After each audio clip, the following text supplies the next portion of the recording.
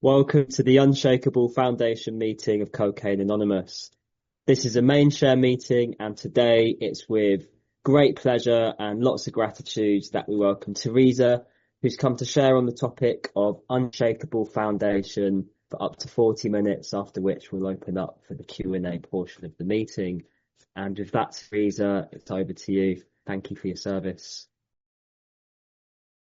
Oh dear, I'm in the middle of setting up my computer. I'll turn my camera on as soon as I get upstairs. Theresa, alcoholic. Wait, you guys hear me rustling. Hold on. Okay, now that's being recorded. Jeez Louise. Okay. Hold on. I'm trying to go upstairs. Theresa, alcoholic. Talk about patience, tolerance, and willing to go to any lengths. Okay, hold on. I'm almost there. All this is recorded. Oh, 1 second. Oh boy, Unshakable Foundation. I chose that topic.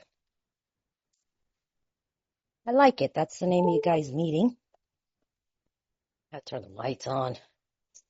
Whew. I have a meeting during this time. I was like, whew. Hold on, y'all. So you can see me. All right. Let's see if this works.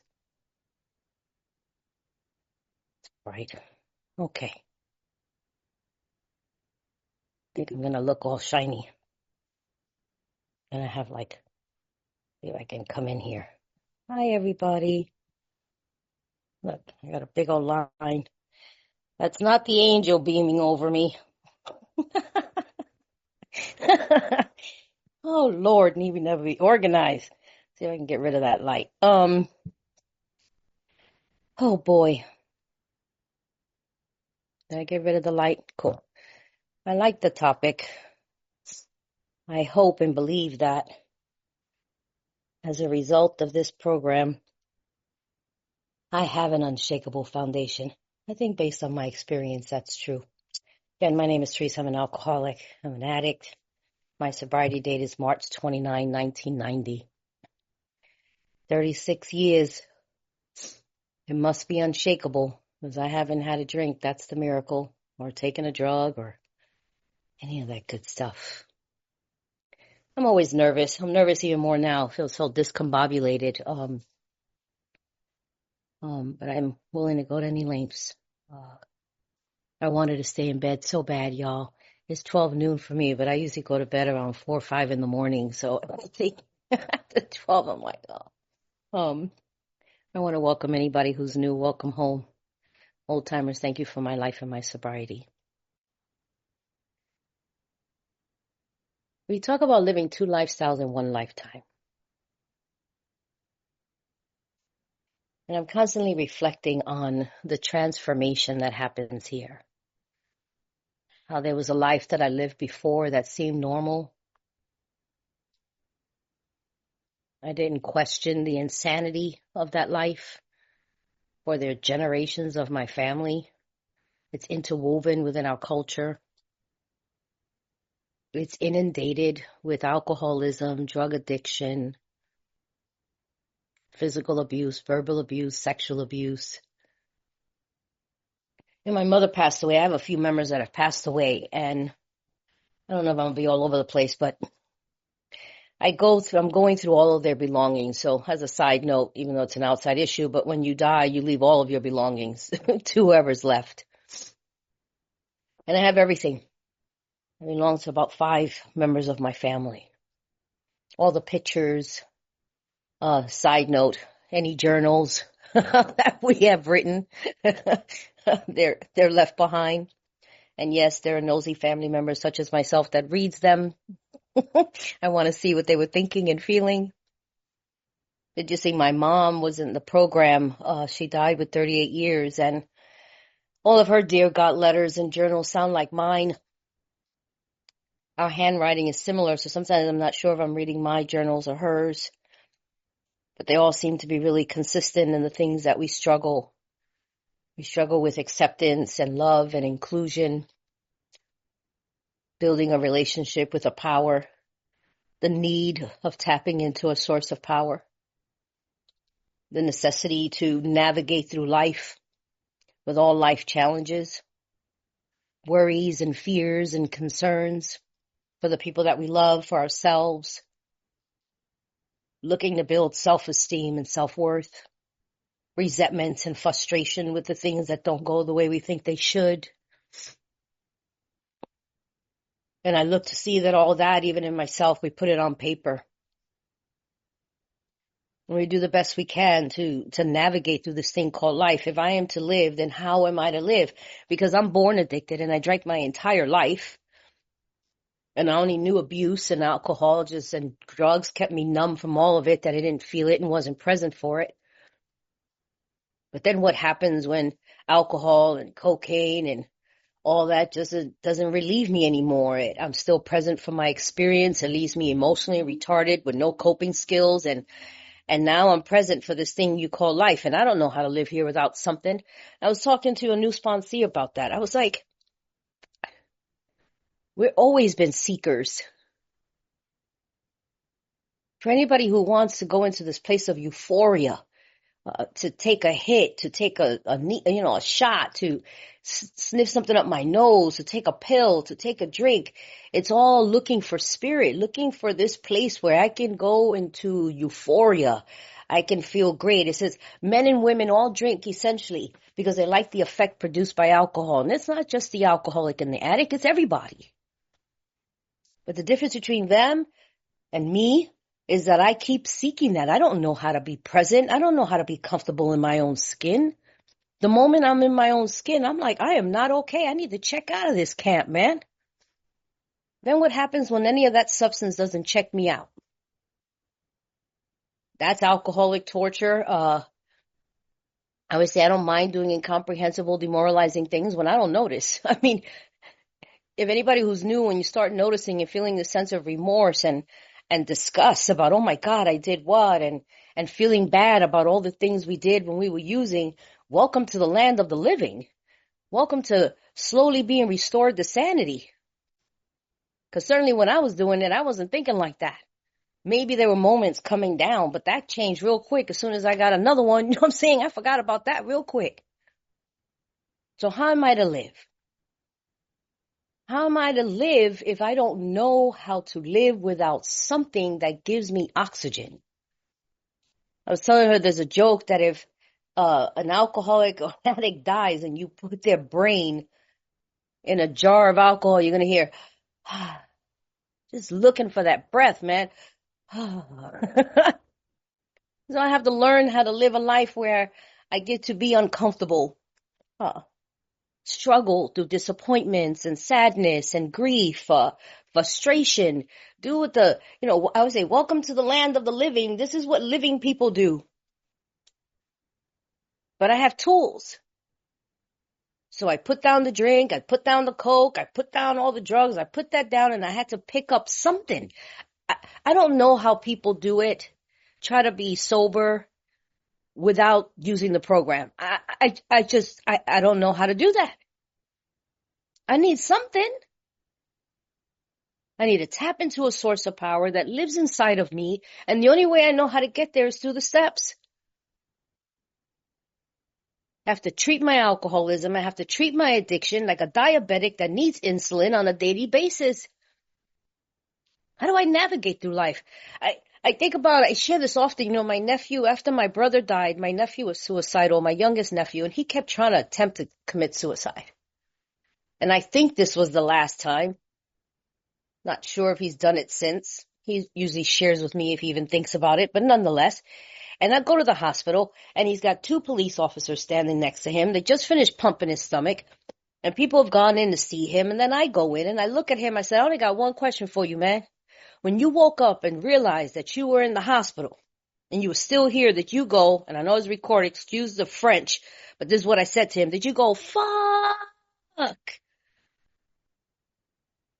That is the most horrible thing, to want to die and you keep waking up. Like, ask me how I know. I was like, we need another plan B, yo. We got to figure out how to live. Because obviously you're your worst assassin. just like I was. We are fired from that job. So if I were to live, how are we to live? Because obviously you ain't dying. What are we going to do? And he had to laugh. He agreed with me. How frustrating is that? I keep trying to check out, but I'm still here. It's no wonder I'm chasing. Yes, I have the allergy of the body. I can't determine how much, how long. I have this obsession. I have this monkey on my back. I can't think of nothing else. Either I'm thinking about how to or how not to. That is not a way to live. So you got to give me something. And you gave me this program. You gave me unity, recovery, and service. You gave me 12 steps, 12 traditions, and I have to wear them like a tool belt in order to go through life. Unshakable. It has to be. I need something that I can hold on to, something I could believe in, something I can turn to, because that's what I did when I was using. The only difference is that I'm trying to feel good all the time, and that's not realistic. That's not normal. I can't feel good all the time. I don't know about y'all, but I'm nervous when I meet people who are happy all the time. Something's wrong. They make me nervous. Oh, everything's so great. I'm so wonderful. I'm like, and dying on the inside.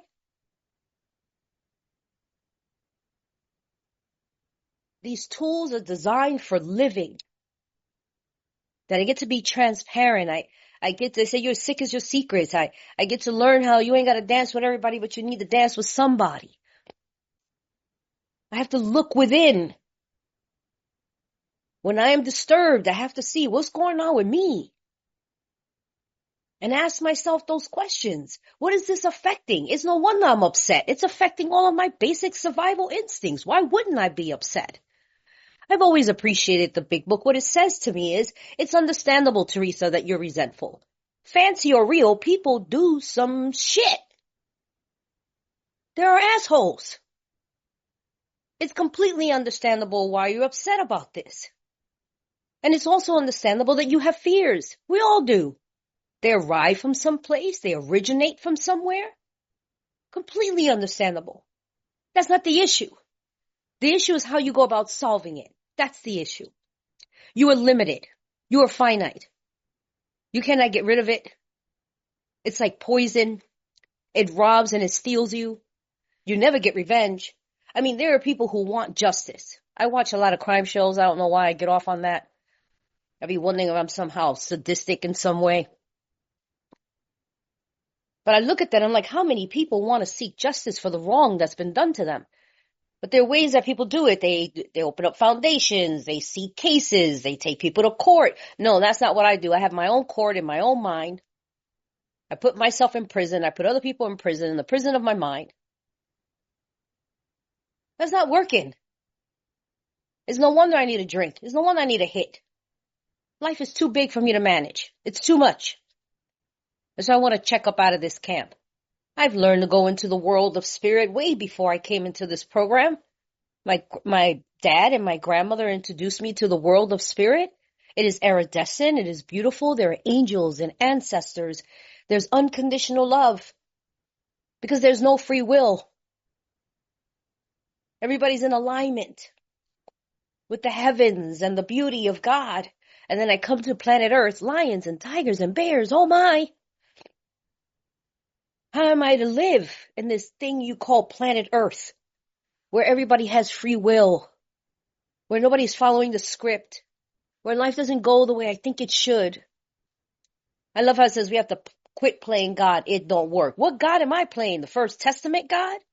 I've always found that fascinating. What God am I playing? I'm doing the Matrix? I'm the architect? Which one am I playing?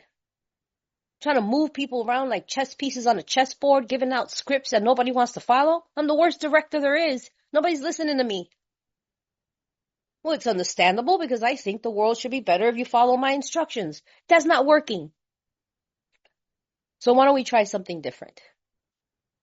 Why don't we try to stop taking the focus out of the outside or reaching on the outside to fill this God empty hole? Why don't we try to do something different? Just try something different. I remember my father telling me when I went to him and I asked him for help after I went into that church and I felt that energy and I asked God to allow me to feel the peace that I felt in that church inside of me.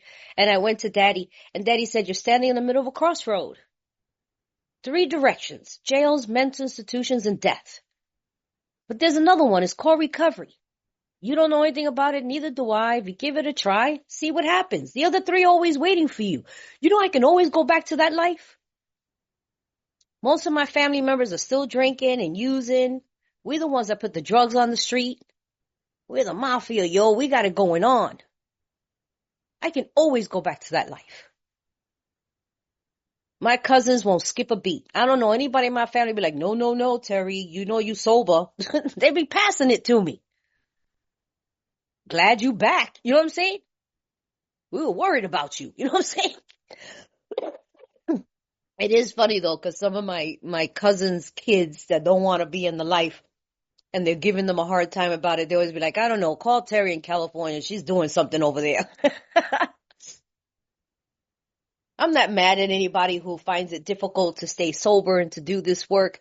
It always fascinates me how people don't understand why folks relapse. I'm like, you don't? Then you don't understand the disease of alcoholism and addiction.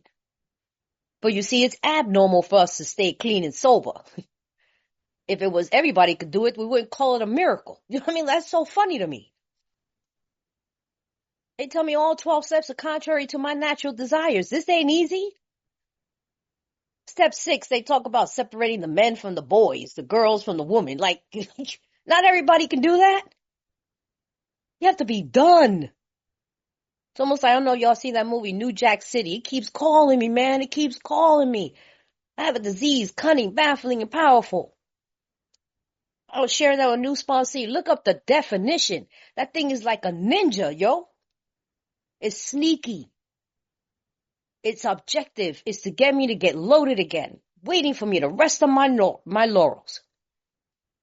And it attacks me in different ways. The longer I stay sober, the harder it is sometimes. Because they don't say stuff to me like, oh, we should go to the dope house. Let's get loaded. That's stupid. They can't talk to me like that. I'd be like, man, shut up.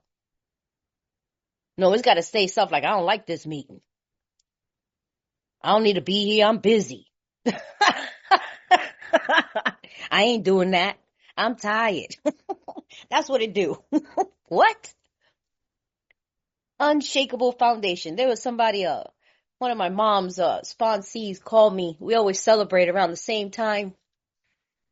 She should have 36 years, but she calls me and she fesses up and she goes, the last 2 years I've been getting loaded.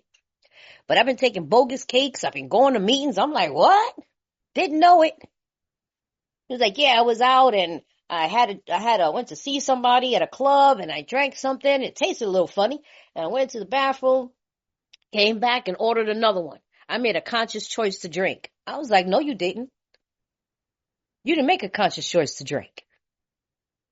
Now, I'm not speaking from my experience of doing it because this is my first time in the program, but I pay attention to everybody around here. I learned what to be like and what not to be like. And now literature tells me exactly how I can drink again and how I can stay sober. That you didn't make a conscious choice to drink. If you did, you don't understand alcoholism and addiction. I'll tell you where you made a conscious choice. Where early, long before, it says insanity returns and then we drink again.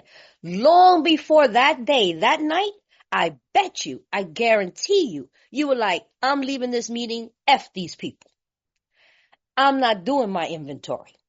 I'm not telling nobody. I'm not calling my sponsor. I know what they gonna say. That's when you started making a conscious choice to not use these tools. Go to the meeting late, leave early. Start talking about everybody who's doing something to you. Don't take ownership. Do no spot check. You stop doing prayer and meditation. I do an exercise where my sponsor show how we gain principles. Through all the 12 steps, you gain something. Each step, you gain something which carries you to the very next step. Which means that if I want these principles of honesty, of steadfastness, of courage, of whatever, all 12, of service, I want all these things. So I do these 12 steps and I gain those principles. They said we practice these principles in all our affairs. What principles? The 12 steps. If I practice them, I will gain them. And then with that I gain, it carries me to the next one. And that I gain, it carries me to the next one. But it also goes backwards. Ask anybody who's relapsed. Even if you've done all 12 steps, stop being of service. I don't go to meetings. I don't have no commitments. I don't want to help nobody. I got too much going on in my life. I don't have time for prayer and meditation. Pray and talk to who? About what? I'm definitely not doing any spot check. I'm not looking at me. I'm busy looking at all y'all. I got a lot. I could take all your inventory. I could tell you what's wrong with every single one of you. I'm focused on that. I don't even know that I'm being pulled and removed from the sunlight of the spirit. Because in 10, I gain the world of the spirit and sanity returns. But I start going backwards. I start going cocoa for Cocoa Puffs. And my head starts talking to me. And you know what? It sounds like me and it seems reasonable. And I start listening to it. Don't even realize I'm slowly being separated from spirit. Make amends. Make amends for what? I haven't done nothing. I'm waiting for you to make amends to me. Y'all doing me wrong and you need to clean it up. I'm waiting. I'm waiting for somebody to say something to me. Make a list. Make a list of who? I got a list of who did stuff to me. I've always said, I don't understand how people have a problem with an inventory. You ain't never done a hit list? To this day, my cousins call me, anybody messing with you? Yeah, they are, but I can't give you the list. I have to work on my 4th column and talk to my sponsor about it. Man, I wish I could give my cousins the list. I got names. I'm waiting for any minute to tell somebody about my 2nd column. Are you kidding me? Everybody's scared to do a 4th step. I'm like, you've been talking about it for years. Whether it's with yourself or somebody else. All you got to do is put it on paper. That be cracking me up. And the secret of the 4th step, if anybody is new, is the 4th column. And don't worry, we got to help you with that. Because you ain't never looked at yourself. That's the secret. That's the one that the disease don't want you to do. It's the 4th column. Not the first 3. You've been living that. I love how people be like, why dig up old bones? Who told you they were buried? The stuff the disease be telling us. That shit ain't buried. You living it, breathing it, talking it. Anyway, that stuff cracks me up. So I certainly, oh Lord, defects of character. I ain't got no shortcomings. I start getting cocky, arrogant, self-righteous. All my defects of character start rearing their head and you can't tell me I ain't got it going on. I'm not asking no higher power to remove it. Remove what? As a matter of fact, they are strengthening. They're getting stronger. They're getting tougher. And I ain't telling nobody. I now have secrets. You go backwards through the steps. Check it out. Anybody's relapse. Tell me I'm wrong. Tell me I'm wrong. I've been paying attention. I ain't telling nobody. I'm not sharing anything.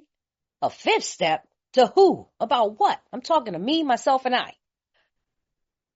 I heard the speaker say one time, your disease be talking to you all night. You finally fall asleep. You wake up and be at the top of the headboard talking about, as I was saying when you fell asleep on me last night.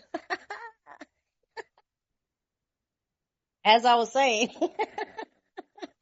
Keep on with the conversation. I be having Judge Judy going on in my head, boy. I'm the judge, the jury, the defense attorney, the prosecutor. Anyway, Lord have mercy on me. I don't need TV.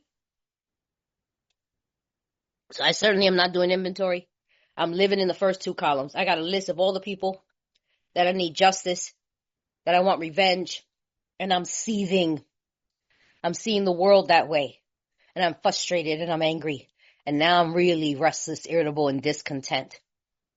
There is no need to make a decision to turn my will and my life over to what? I don't need nobody, don't want nobody. I don't have to deal with this. I'm on my own. I got to handle my own business. And then what happens? I ain't making no decision. I'm making the decision to follow me, myself, and I. Our literature tells me insanity returns. There's no hope. I lose hopelessness. There's no hope for what? I'm really listening to myself now. Ooh, I make so much sense. And even if I share it with somebody, nobody could tell me I don't make sense anymore. For you see, sanity has returned, and that alcoholic life seems to be a normal one. I cannot differentiate the true from the false. I live in a state of delusion. My perception is completely distorted, and there's no way you can change my mind. I'm gone. So what conscious choices I told you think you made? Sanity already came back. You was going down the steps long before then. It's inevitable that we take a drink or we take a drug. What else you supposed to do when sanity returns? I'm seeking a power.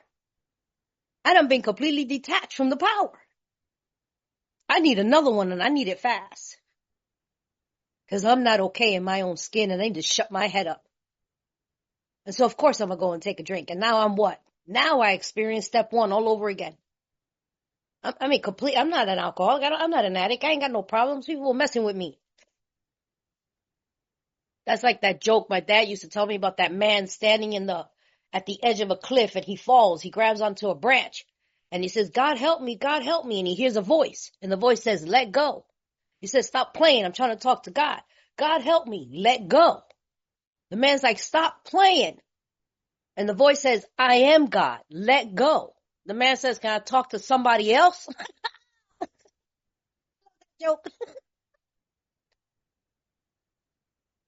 Talk to somebody else, you tripping. I'm not signing up for that, God. Let go. No. And so what happens? It's inevitable. And if you ever met somebody that's a dry drunk, or you met somebody who ain't used and they need one bad, I'd be wanting to give you one. They are miserable. Miserable. It's inevitable that we drink again. So what keeps me to be unshakable? I've got to implement these in my life. It's not an event. It's not homework. It's not exercises. It's not something for me to do now and then, whenever I get around to it.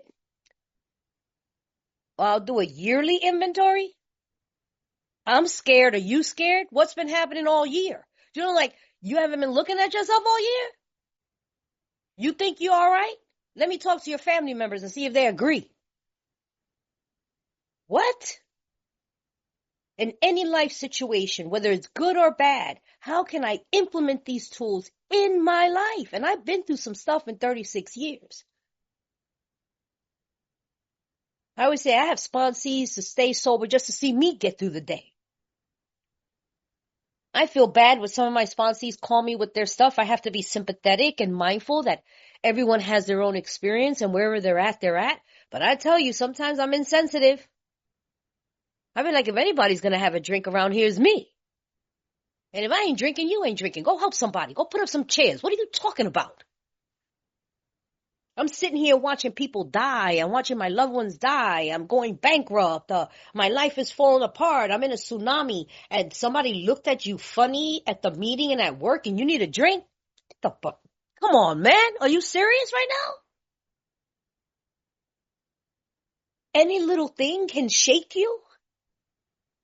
Remember, I had a sponsor, he said she lost her dog, and she's like, I'm going to have a beer, I have a beer in my refrigerator, something happened to my dog, and I'm going to drink a beer. And that's good. Okay, first of all, you need to hurry up and go to the liquor store before it closes, and you're going to need more than a beer. That's number one. The idea that having a beer is going to help you is ridiculous within itself. So if you're going to have it, you better hurry up and go get a few, you know what I mean? A few 6-packs. If you're going to do it right. You know what I'm saying? Yes, that's her sponsor telling her, go to the store and get you a few 6-packs and some pints while you're at it. And along the way, if you get some weed and cocaine, you'll be good for the next hour. But I have a question. How the hell is that going to help your dog? Like, come on, man. Meanwhile, your dog is lost in the street and you're over there getting loaded. You know what I mean? Well, that was helpful. The insanity is disease. Somebody else called me and said, I'm at a wedding and I'm having a good time.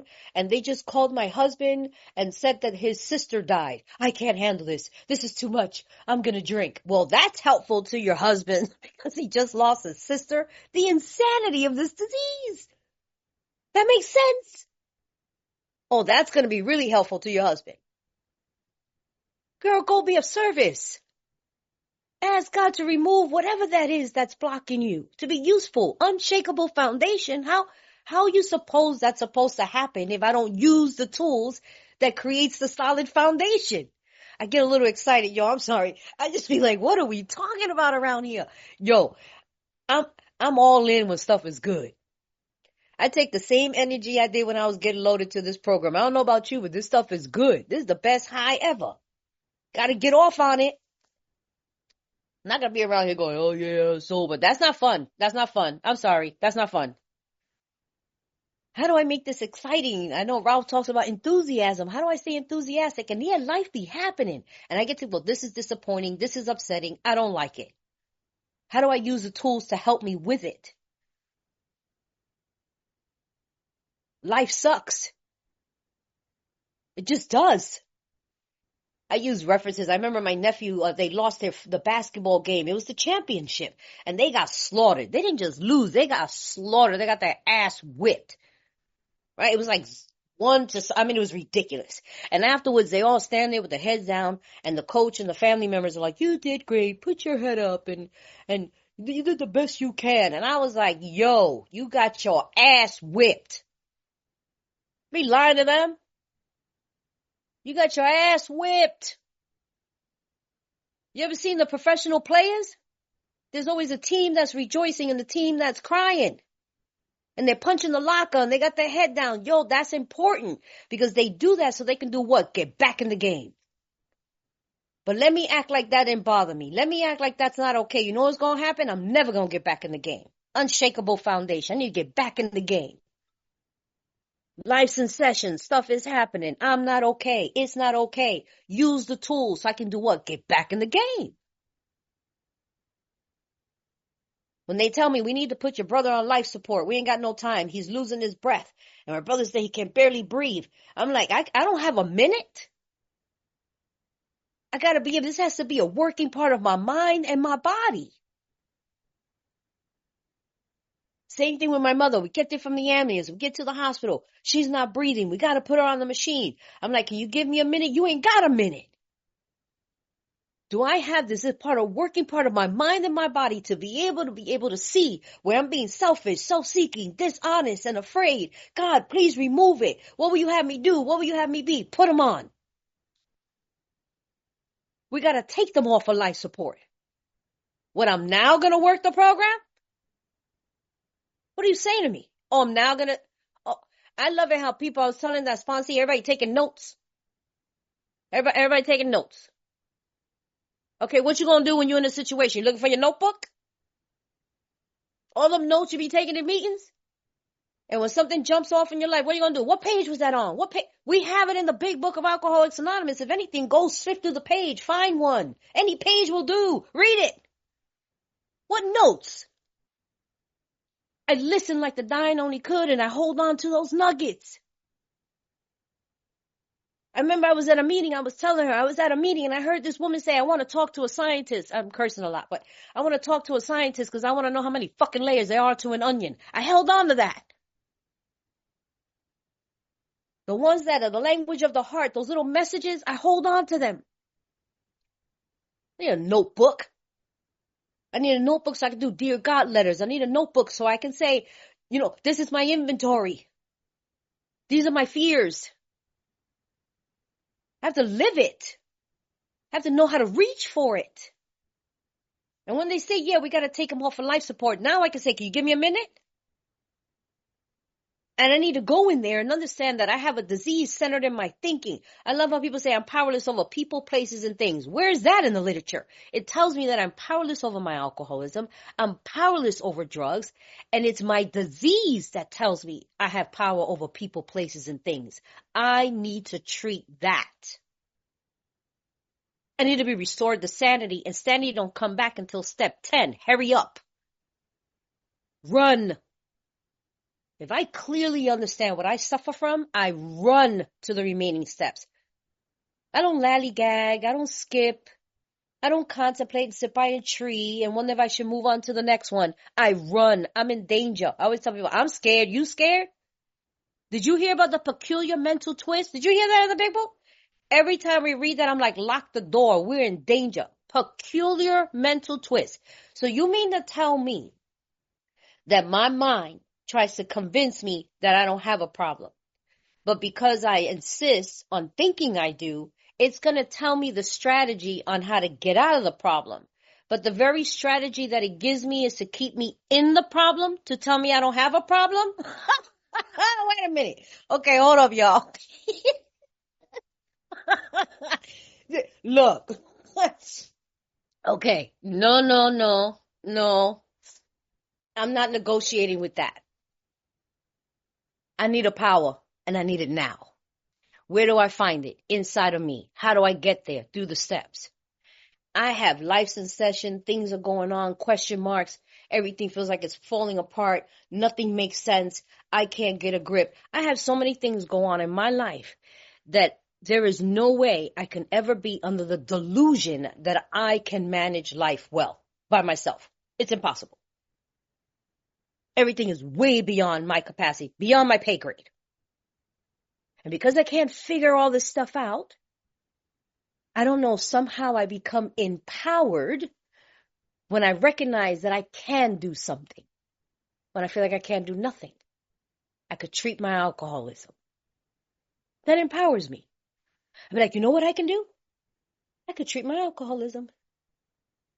I can go to a meeting and put up some chairs. I can call somebody and ask them how they're doing.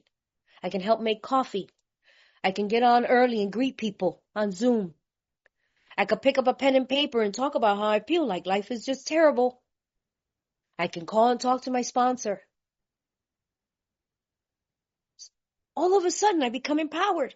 It says the answers come when my house is in order. So what's my responsibility? Get my house in order.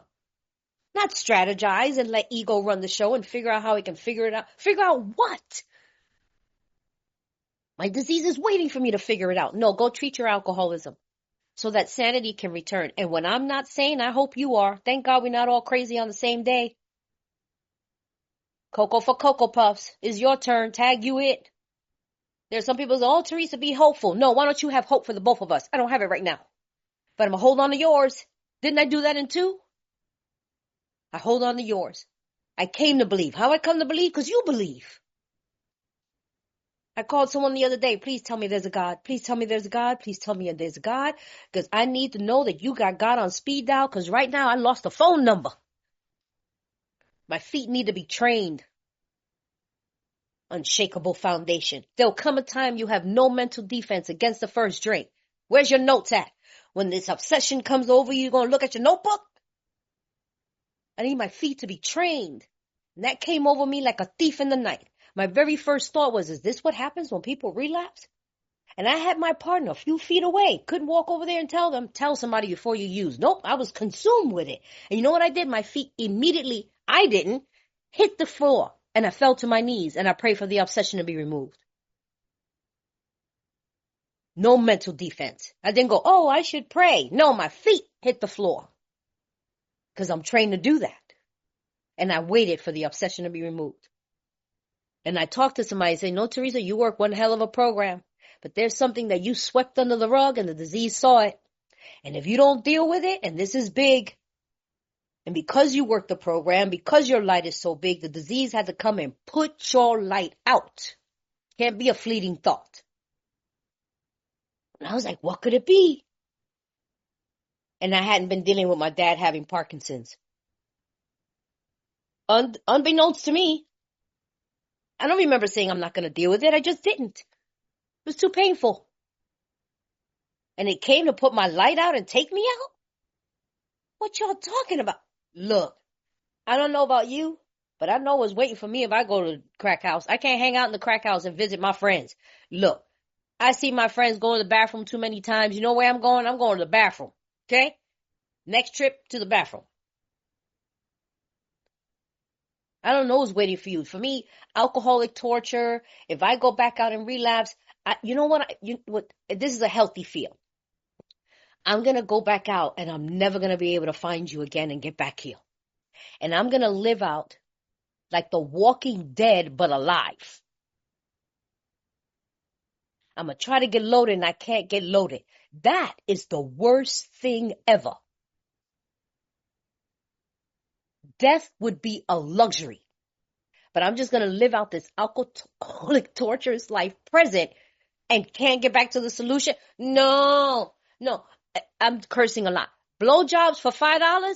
Inventory blowjob for $5. I don't know. Let me see. That's a yet for me. Right before I got here, I was about to do that just for another hit, just for a little rock. And luckily, he said, I'm going to go to the bathroom, and I ran out of there. People are like, I don't know if I want to do inventory. I don't know. This is what I do. Blowjob, $5, inventory. I think I'm going to go with inventory. Take door number 1, door number 2. You find whatever that is for you. And so I've been ending with this. You know, a lot of things have been, people say God does stuff without my permission. I don't know. I believe it requires it. Otherwise, why would I make a decision on step 3? Why would I ask for my fears to be removed? Why would I ask to remove every defect of character that stands in the way of my usefulness to you? Why would I pray for others if God don't need our permission? Why would I redirect my will? So there's a lot of things that have been taken away from me without my permission. People love me today, hate me tomorrow. I got a cup that says best sponsor ever. And then they tell me I'm not their sponsor anymore without my permission. Cancer took away my brother without my permission. Alzheimer's, my mother without my permission. Parkinson's, my father without my permission. Cancer, my uncle without my permission. Cancer, my best friend without my permission. My partner's completely disabled and now they may have cancer. We're looking at it now without my permission. Income has been taken away without my permission. Houses without my permission. Cars without my permission. My nephews, when my brother died, their mom showed up, took the boys, leaving with me. Oh, without my permission. I didn't have a vote. Credits taken away without my permission. Credit score declining without my permission. My time's about it. All this stuff without my permission. But there's something that I've been given. And I've been saying this lately. It's recent. Don't hold me to it. Everything changes, you guys. Like I tell my sponsees. Remember what I told you last week? That was deep, right? It no longer applies. I found out. I didn't know what I was talking about, but it sounded good last week. Anyway. More and more will be revealed. Anyway. But there's something that I have, and that's my recovery. My sobriety is mine. And it's a gift given to me by God. It's like a glass menagerie. And my recovery is mine. And nobody could take it away from me without my permission. It is mine to polish, to nourish, to expand upon it, and to preserve it. It is mine to give away, and it is only I who will throw it away. And I'm not going to do it because that's the only thing I have to allow me to live this thing you call life. So I could tap into a source of power that cannot fail, that will never abandon me. You do whatever you want to do if you knew. I don't tell you what to do. You do whatever you want.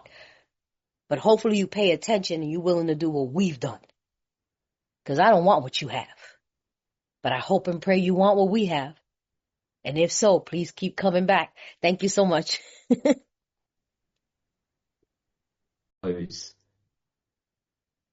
Jessica, would you like to come in with your question?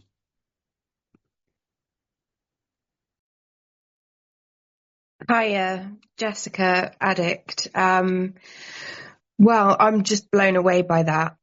So blown away. I was making notes and then I stopped. And I thought, you're right. When am I going to look back at these notes? And the one thing that stuck with me is when you said, the miracle is when you're done. And that resonates with me. And the question I have for you is, when did you know you were done?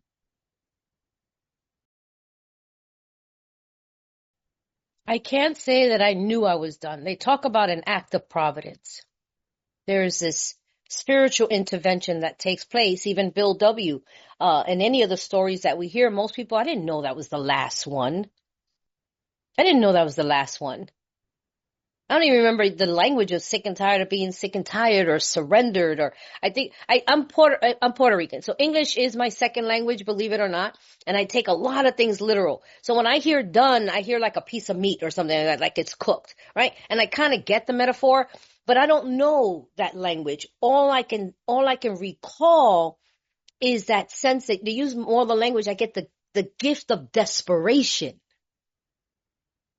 the gift of desperation. And I witnessed the window of the grace of God collided with that. And that was in that church when I said, God, please allow me to feel the peace that I feel in this church inside of me. I don't know anything about being done. And I had the obsession, and I did what you guys told me to do when I got here, was to pray for the obsession to be removed. So was that when I was done? When the obsession was lifted? And I don't even remember when that happened. I just recall that at some time I went, oh my God, my head hasn't been attacking me. That's, you know what I mean? I don't know. Was I done when I was here? I remember I used to be on the bus and maybe people thought I was crazy. I was a crazy lady. I didn't care. People thought I was crazy when I was out there getting loaded. It's amazing how now we get sober and I have an image to uphold. Really? I just find that fascinating. And so ultimately I'd be on the bus going to a meeting and I'd be like, shut up. I was talking to my head because it'd be, shut up. Leave me alone. They told me about you. You're the stinking thinking committee. I'm not listening to you. I'm going to me. I'm calling my sponsor. Like I could call that out loud. And then one day I wasn't doing that. So is that when I was done? And I'm an alcoholic and I'm an addict. I get nervous when somebody says I'm never getting loaded again. You not? Then you not be alcoholic or addict. No, I'm getting loaded again. I don't say I'm never getting loaded. No, I will. Let me stop doing this program and see what happens. Oh, I'm getting loaded. Trust me. That's why it's one day at a time. So I don't know if I'm done. Do you know what I'm saying? Am I done? No, I'm treating it. Let me stop treating it and see how done I am. You follow me? I ain't done. My disease ain't done with me. Especially all the new stuff that's going on out there. You kidding me? Done. Anyway. Thanks, Theresa, and thanks, Jessica, for your question. We still got some time left. If we could see some hands up for some questions. We've got a couple in the chat. Theresa, question for you. I've heard you speak about faith and fear existing at the same time. Could you please expand on this? I know I hear people say that they don't, but the fear, like in my fear inventory, brings me to gain faith that God is infinite and I'm finite. And so I get to look at my fears and see where they come from. As people say, feel the fear and do it anyway. I reach for these tools. What I found interesting about fear is that even when I say, God, please remove my fear of, it's not that the fear disappears. What I find is that I stop managing it. One thing my sponsor gave me, because, I asked the question in inventory, wasn't it because self-reliance failed us? And I knew that I was going to just say yes to that answer because it seems like the right answer, doesn't it? And that would be disingenuous. So what my sponsor told me to do was to write a list of all the things I do to manage my fear. So if I'm fear of abandonment, what do? I hold you hostage. I let you hold me hostage, right? I do all kind of stuff because I'm afraid of being abandoned. And then I look at that and I go, with all the things that I do to not be afraid, am I still afraid? I sure am. So perhaps there's a better way. And when I ask, what's interesting is that I stopped doing the things to not be afraid. Does that make sense? And then I gained the faith in that infinite power to do whatever it needs to do.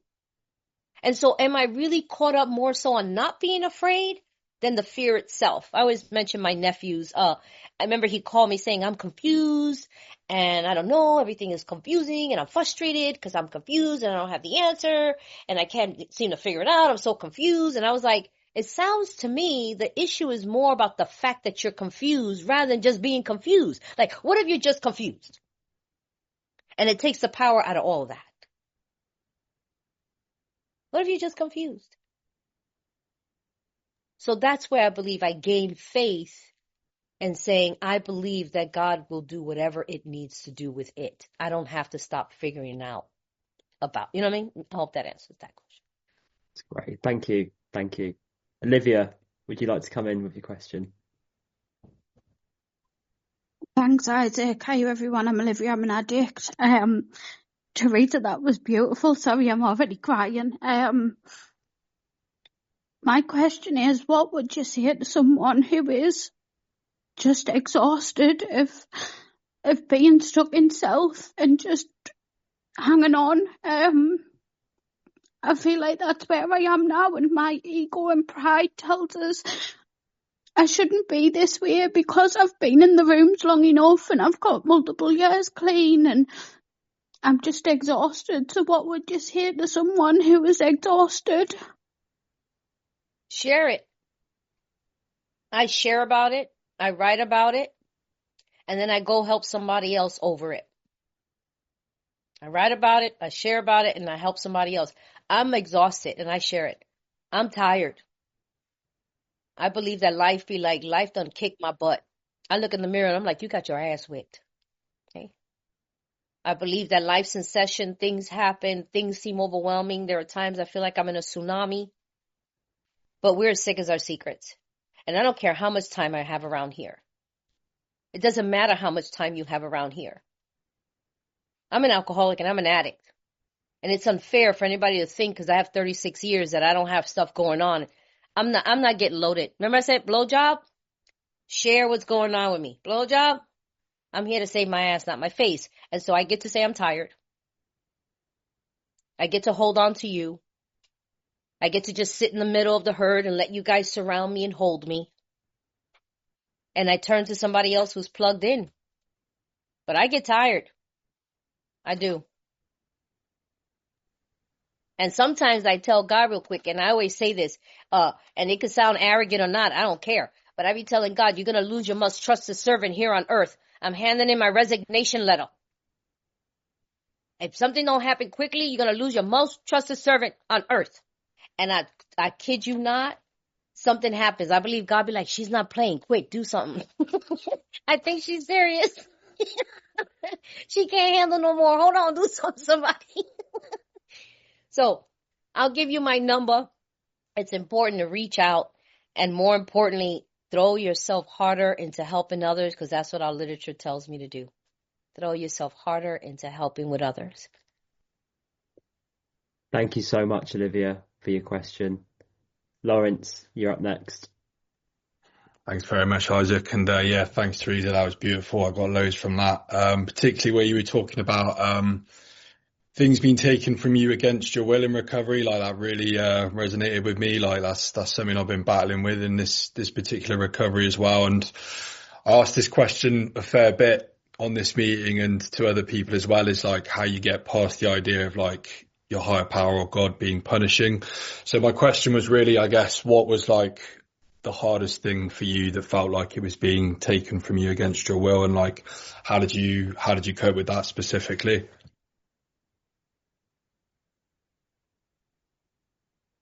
I think a lot of things are taken away from me without my choice. What was the hardest? Oh my God, I have so many. The reason why I have so many is because each thing that's been taken away, I've been present for my experience. So I get to say, you just got to give me a minute. I'm present for my experience. I can't check out of this. I can't disassociate. Can't take a drink. I can't take a drug. I can't do a sedative. I am present. I am present, awake, and aware, yo. That's hard to me. Was it when my dad took his last breath? Could be. Broke my heart. I don't have words to explain that. Don't have words. I just say, you need to give me a minute. I was present for that. Hold up a second, y'all. But I wouldn't trade it for anything. I'm awake and I'm aware. I can't escape feelings. They may not be fact, but they're real and I have them. And because I was the walking dead and I was a human doing rather than a human being, I honor being a human being. I'm grateful for being a human being, for all of the upset, all of the disturbances. I live like a shell. I had no feeling, no emotion, no face, no name. And I came here and I got emotions and I got feelings. And so I praise that. Do you understand what I'm saying? I don't be like, oh, that was so devastating. I'd be like, oh, I felt just like the joys. Sometimes I think the things that go really well are the hardest because I can get cocky and comfortable. So I don't know if that's the hardest. Financially being broken? Yeah, that's hard too. That's hard. I've had a lot of hard knocks. I don't know if I have the hardest. I did have a side note oh, there's Bill. I did have a side note for those who be writing. I hear you. That was my opinion. Opinions are like assholes. Everybody has one. You do whatever it is you need to do. I get a little passionate about it, but some people need to write so I don't know, it helps them or something. I just didn't do my little disclaimer there, but go ahead. Look at Bill. Hey, Bill. Thank you, Lawrence, for your question. Bill's going to be our last question for today. Bill, please come in.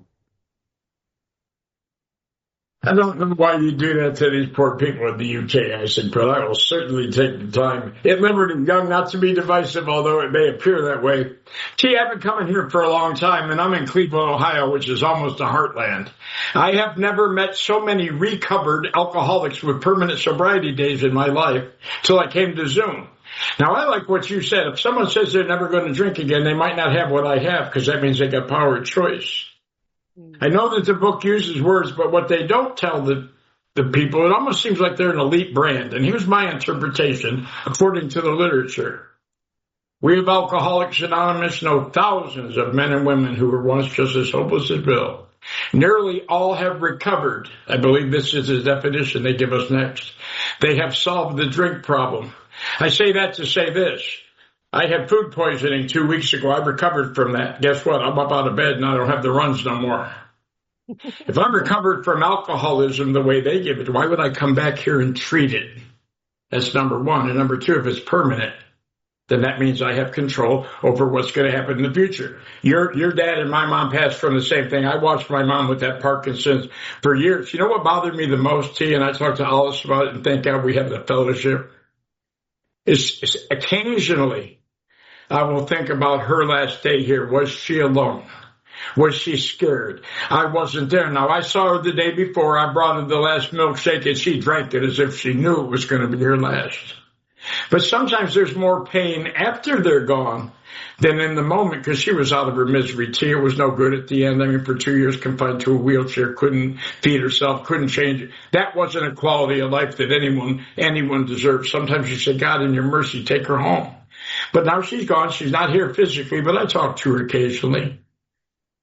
You know, you said a lot there. You said a lot. We have a lot in common. But I wonder if you have any take on that, the permanent recovered alcoholics that run around here like they're well or different than a guy like me who's just looking for 1 day without a drink. I have my opinion on that. And it's for me. I don't ever want to, I do believe I'm recovered if Unshakeable Foundation, if I'm treating this. But exempt? I'm cured? My disease wants me to believe that. So that I don't come to you. So that I don't be with you. So I let life get fuller. And I get separated from you and the power. And so it keeps me here if I know that I have a daily reprieve. Don't matter what I did yesterday. Don't matter what I'm going to do tomorrow.